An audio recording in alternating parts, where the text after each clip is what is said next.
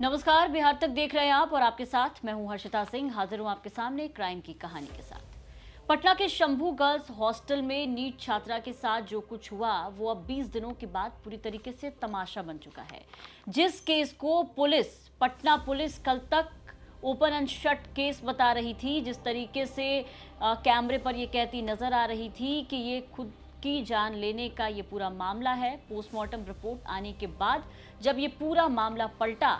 तो अब 20 दिन बीत चुके हैं, लेकिन पुलिस के हाथ अब तक खाली हैं। एसआईटी की जांच जिस तरीके से चल रही है उसको देख करके अब भी ऐसा नहीं लग रहा है कि एसआईटी जो है वो किसी नतीजे पे पहुंची है या फिर कोई ठोस सबूत जो है वो एसआईटी के हाथ लगा है। अब तक जो भी जांच चली है फिलहाल देखकर ऐसा कहीं से भी नहीं लग रहा कि एसआईटी अब भी किसी नतीजे पर पहुंची है। डीएनए सैंपल जो है वो लिए जा रहे हैं लोगों के, लेकिन शुरुआती जांच में जब भी इस मामले का जिक्र होता है तो शुरुआती जांच को नज़रअंदाज नहीं किया जा सकता है। शुरुआती जांच में जिस तरीके से पटना पुलिस ने काम किया वही वजह रही कि आज पीड़िता का पूरा परिवार 20 दिन बीत जाने के बाद भी रोता बिलखता न्याय की गुहार लगाता हुआ नजर आ रहा है और अब तक पुलिस के हाथ जो है वो खाली है। लेकिन अब पोस्टमार्टम रिपोर्ट, फॉरेंसिक रिपोर्ट के सामने आने के बाद कई ऐसे सबूत जो है वो सामने आए, कई ऐसे जो बड़े खुलासे हैं, कई ऐसे वो हुए हैं और अब डीएनए सैंपल की जो जांच है वो की जा रही है। लेकिन वही इस पूरे मामले में अब एक बड़ी जानकारी जो है वो भी सामने आई है, जो इस क्राइम की कहानी में हम आपको बताएंगे आगे। सीसीटीवी फुटेज को लेकर के कि जो पटना पुलिस कल तक सीसीटीवी फुटेज को लेकर के बड़े दावे कर रही थी, अब उसी सीसीटीवी फुटेज को लेकर के एक बड़ी जानकारी सामने आई है। आपको इस कहानी में आगे बताएंगे, लेकिन डीएनए सैंपल पर पहले आपको बता दें कि किन लोगों के डीएनए सैंपल लिए गए हैं, एसआईटी किस तरीके से जांच कर रही है। एसआईटी की जांच को अगर हम देखें तो डीएनए सैंपल में 25 लोगों के सैंपल लेने थे डीएनए जांच के लिए, लेकिन अब तक अगर हम बात करें तो 16 लोगों के जो सैंपल हैं वो लिए गए हैं, जिसमें 5-6 लड़के हैं, एक मनीष रंजन है और पीड़िता का परिवार है, 5 सदस्य पीड़िता के परिवार से हैं और बाकी कुछ लोग ऐसे हैं, 4-5 लोग जिस पे उनको शक था। अब डीएनए जांच को लेकर के सवाल ये भी उठ रहे हैं कि नीलम अग्रवाल, जब इन 16 लोगों का डीएनए सैंपल लिया गया जांच के लिए, क्योंकि फॉरेंसिक रिपोर्ट में इस बात की पुष्टि हुई जब छात्रा के जो कपड़े हैं वो जब लैब पहुंचे तो उसमें साफ साफ ये बातें पता चली कि छात्रा के साथ रेप की घटना को अंजाम दिया गया है, उसके साथ जोर जबरदस्ती रेप करने की कोशिश की गई है, क्योंकि छात्रा के कपड़े से स्पर्म मिले हैं, वो कपड़े जिसको पटना पुलिस ने पूरी लापरवाही के साथ घटना के बाद छोड़ दिया था। 6 जनवरी की ये घटना हुई, 5 तारीख को सब कुछ ठीक था, 6 को जब छात्रा की हालत बिगड़ती है उसे अस्पताल ले जाया जाता है, 9 तारीख को पूरा परिवार पटना पहुंचता है, प्रोटेस्ट करता है, बवाल काटता है, लेकिन पटना पुलिस के हाथ पूरे खाली होते हैं और इसी के साथ पटना पुलिस जो है वो किस तरीके का रवैया अपनाती है वो भी आपने देखा। इस घटना के 3 दिन बीत जाते हैं, 6 से 9 तारीख आ जाता है, लेकिन ना ही पटना पुलिस इस मामले को गंभीरता से लेती है, ना ही उस कमरे को सील किया जाता है जिसमें छात्रा रह रही होती है, जिसमें से छात्रा बेहोशी की हालत में उस वक्त मिलती है, ना ही उस कमरे की ढंग से तलाशी ली जाती है और ना ही छात्रा के कपड़ों की जांच कराई जाती है। पटना पुलिस का बयान आपको याद होगा कि पोस्टमार्टम रिपोर्ट आने के पहले ही किस तरीके से एसएचओ से लेकर के एसपी, एसपी और एसएसपी तक ने ये साफ डिक्लेयर कर दिया था कि ये मामला जो है वो नींद की दवाई खाने से बिगड़ा है। नींद की दवाई, यूरिन रिपोर्ट में ये बात सामने आई है कि नींद की दवाई का ओवरडोज हुआ और फिर छात्रा की जो जान है वो चली गई। हालांकि पोस्टमार्टम रिपोर्ट का इंतजार है। पुलिस अपने बात पर अडिग रही, प्रेस कॉन्फ्रेंस करती रही और साफ साफ कह दिया कि किसी पर ऐसे ही कार्रवाई नहीं होगी। लेकिन पोस्टमार्टम रिपोर्ट जब आया तो पुलिस की थ्योरी पलटी, पुलिस की काफ़ी थूथू फजीहत हुई, तो पुलिस का भी दिमाग घुमा, जांच में तेज़ी आई,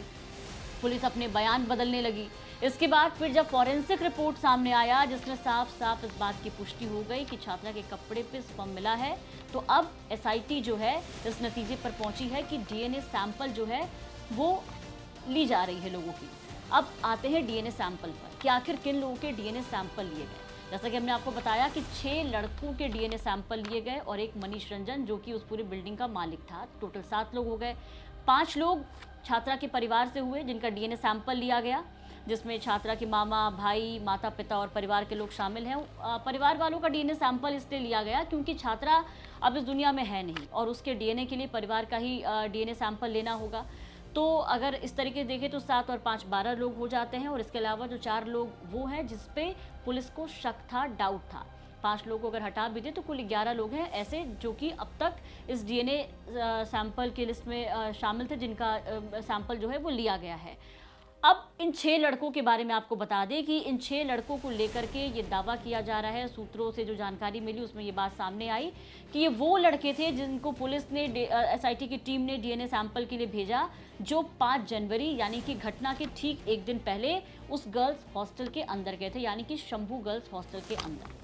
अब सवाल एक बार फिर से पुलिस पर उठता है, एक बार फिर से पुलिस की जो जांच है, पुलिस का जो बयान है वो सवालों के घेरे में है, क्योंकि कल तक आपने अगर बयान सुना होगा तो एसएसपी भी ये कहते नजर आ रहे थे, जब छात्रा का पूरा परिवार इस बात को कह रहा था कि सीसीटीवी फुटेज हमें नहीं दिखाया गया, हॉस्टल के अंदर कोई गया था, तो उन्होंने साफ कहा कि हमारे पास तमाम सीसीटीवी फुटेज है। स्टेशन से छात्रा उतरती है और जब तक कि वो हॉस्टल पहुंचती है कहीं भी कुछ भी नहीं हुआ है। हो सकता है संभवतः कि छात्रा के साथ जहानाबाद में ही कुछ हुआ होगा, लेकिन अब वही लड़के बताए जा रहे हैं कि 5 जनवरी को, यानी कि जिस दिन छात्रा बेहोशी की हालत में मिली उसके पहले वो उस हॉस्टल में गए थे। सबसे बड़ा सवाल तो ये कि आखिर गर्ल्स हॉस्टल में लड़के कैसे एंट्री करते हैं, क्योंकि गर्ल्स हॉस्टल में जो माता पिता हैं, जो माँ बाप हैं, वो अपनी बच्चियों को इसलिए डालते हैं ताकि लड़कियां वहाँ पर सेफ रहें, वहाँ पे लड़के नहीं होते हैं, इसलिए गर्ल्स हॉस्टल बनाया भी जाता है और गर्ल्स हॉस्टल में लड़कियों को रखा भी जाता है। लेकिन उस गर्ल्स हॉस्टल में 5-6 लड़के जो है वो घुसते हैं, ऐसा दावा किया जा रहा है। पप्पू यादव भी इस बात का जिक्र सुबह करते नजर आ रहे थे दिल्ली पार्लियामेंट में आकर के कि वो लड़के कौन है, क्या उनका कोई रसूखदारों से कनेक्शन है, जिनको पुलिस बचाती हुई नजर आ रही है। लेकिन सवाल पुलिस पर है। अब पुलिस पर सवाल इसलिए क्योंकि कल तक जिस सीसीटीवी फुटेज में पुलिस इन बातों का जिक्र नहीं कर रही थी, तो आखिर अब वो 5 लड़के कहाँ से आए? क्या सीसीटीवी फुटेज बदल गया या पुलिस ने दोबारा सीसीटीवी फुटेज को देखा, आंखों का पावर बढ़ा, क्या हुआ ऐसा कि पुलिस को सारी चीज़ें जो हैं वो पोस्टमार्टम रिपोर्ट और फॉरेंसिक रिपोर्ट सामने आने के बाद साफ साफ दिखने लगा है। तो उन लड़कों का डीएनए सैंपल ले लिया गया है, लेकिन वो लड़के कौन है अब तक इसके बारे में कोई जानकारी जो है वो सामने नहीं आई है। इसके अलावा मनीष रंजन का डीएनए सैंपल लिया गया है, लेकिन नीलम अग्रवाल जो कि हॉस्टल की संचालिका थी, जो भी हॉस्टल चला रही थी, उसके दोनों बेटे जब से ये कांड हुआ है तब से लगातार फरारी पर है। कहाँ है, किस मान में है, किस जगह पर है, किसी को भी कोई खोज खबर नहीं है, ना ही पुलिस को और ना ही एसआईटी की जो टीम है वो अब तक नीलम अग्रवाल या फिर नीलम अग्रवाल के दोनों बेटों तक पहुंच चुकी है। ऐसे में सवाल अब इस पर भी है कि एसआईटी आखिर किस तरीके से जांच कर रही है कि जो सबसे ज़्यादा सवालों के घेरे में है, नीलम और उनके बेटे, अब तक उनकी कोई खोज खबर नहीं है और ना ही उनका कोई भी सैंपल जांच के लिए लिया गया है, ना ही उसके बारे में कुछ अता पता है। तो आखिर किस आधार पर और किस तरीके से ये जांच की जा रही है? इसके अलावा अब ये भी देखिए कि कल तक पटना पुलिस जिस केस को, जैसा कि मैंने कहा शुरुआत में ही कि ओपन एंड शट केस बता रही थी कि बस केस जो है वो आया गया टाइप से है, उस केस में जब पुलिस की फजीहत हुई तो सरकार की भी एंट्री होती है, हाई लेवल मीटिंग होती है, डीजीपी के कहने पर एसआईटी की टीम गठित की जाती है और एसआईटी के साथ साथ अब आपको बता दें कि अब सीआईडी की भी एंट्री हो गई है। अब दोनों मिलके इस केस की जांच कर रहे हैं। वो केस जो कल तक पुलिस के लिए कुछ भी नहीं था, एक मामूली सा केस था कि लड़की ने दवाई खा के अपनी जान जो है वो खत्म कर दी। यहाँ तक की थ्योरी ये भी निकल करके आई कि छात्रा के रूम में जो दवाई मिला है, नींद की जो दवा मिली, वो जहानाबाद के एक दुकान से ली गई है। हालांकि दुकान वाले से जब बातचीत हुई हमारे सहयोगी की, तो दुकान वाले ने साफ साफ कह दिया कि छात्रा के पिता इस दवाई का सेवन करते ज़रूर थे, लेकिन लड़की कभी दवाई लेने नहीं आई। इस पर भी एसआईटी का कोई ठोस बयान जो है फिलहाल सामने नहीं आया, लेकिन एसआईटी जो है वो जाँच में लगी हुई है। सैंपल के बारे में हमने आपको बता ही दिया कि किस तरीके से सैंपल लिया गया है, पोस्टमार्टम और फॉरेंसिक रिपोर्ट आने के बाद किस तरीके से मामले में अब जो फुर्ती है पुलिस की वो भी दिखाई दे रही है। लेकिन सवाल वही है कि कल तक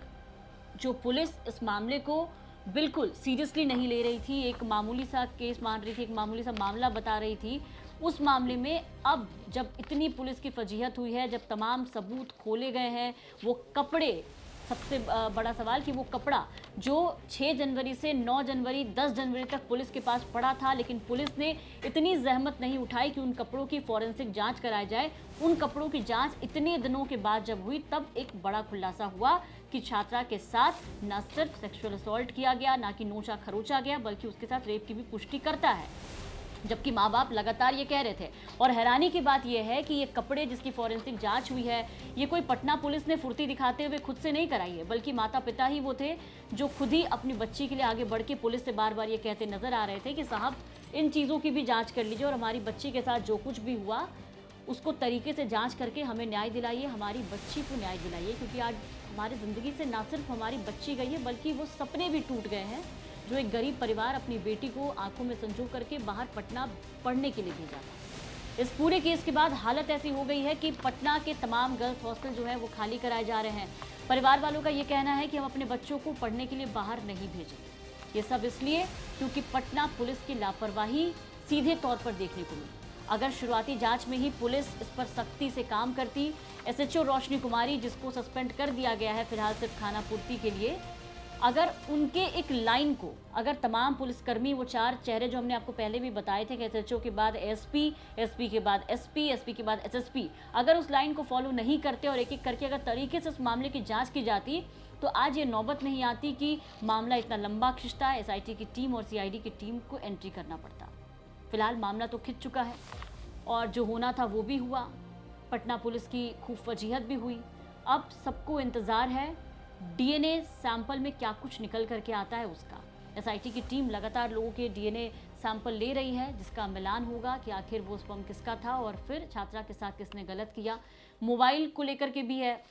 कि छात्रा का मोबाइल, मनीष रंजन का मोबाइल, तमाम चीज़ें जो हैं वो एसआईटी के पास है, उसमें क्या कुछ निकल करके सामने आता है। देखना होगा कि एसआईटी और कितना वक्त लगाती है और कितना दिन लेती है इस मामले को सुलझाने में और कौन इस पूरे मामले में आरोपी पाया जाता है। सवाल ये भी कि क्या जो पप्पू यादव कह रहे हैं या जो सोशल मीडिया पर तमाम लोग कह रहे हैं कि इन लड़कों का कोई रसूखदारों से कनेक्शन है, क्या इस बात में सच्चाई है? सबकी नज़र एसआईटी की जांच और उस प्रेस कॉन्फ्रेंस पर है, पुलिस की प्रेस कॉन्फ्रेंस पर है